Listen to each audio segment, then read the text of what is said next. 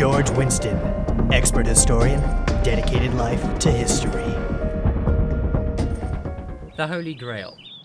One of the world's most intriguing mysteries. A story full of bloodshed, and lots of bloodshed. One may ask, why would such chaos follow a simple cup? Well, quite frankly, that's what we're here to find out.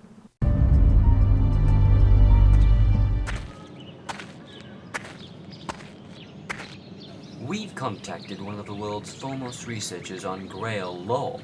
A man who's not only spent his entire life researching the secrets of the Grail, but has a vast wealth of resource of knowledge for other secrets as well.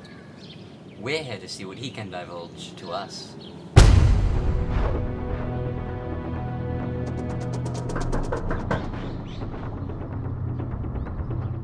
Well, the fascinating thing about the Grail is its legacy, and even its influence on modern-day pop culture.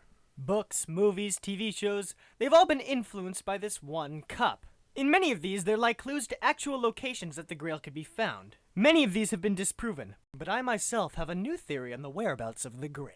Our conversation took an unexpected turn when Roger began to discuss his new theory on Grail habitat. We skipped ahead in the interview to listen to Roger's hypothesis on a possible location of the actual Holy Grail. The Knights Templar kept the secret of the Grail hidden for generations, but there was a map, one map, and I have it. Oh shit. Well, this just got interesting. After a long talk, we finally managed to persuade Roger to give us the map to check its authenticity. So now, we're off to find the Holy Grail.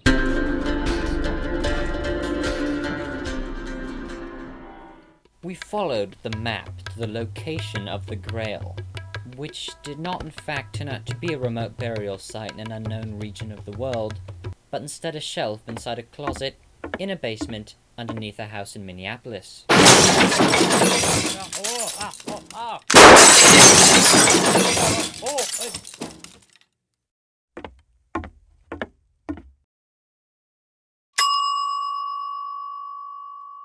From what we know thus far, we're quite certain that this has a very good possibility of being the Holy Grail. But there was one last person I wanted to speak to before this debate could be laid to rest.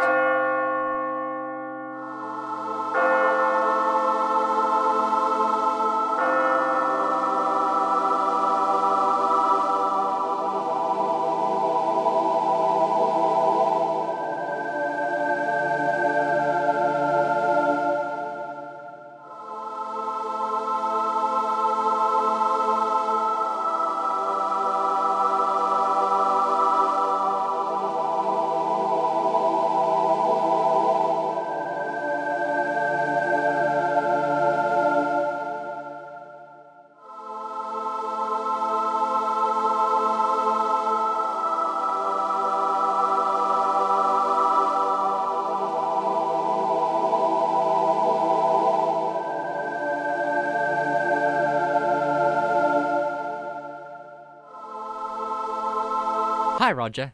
Hi, George. Now it seems that the map you gave us is indeed the real Holy Grail, or so we think.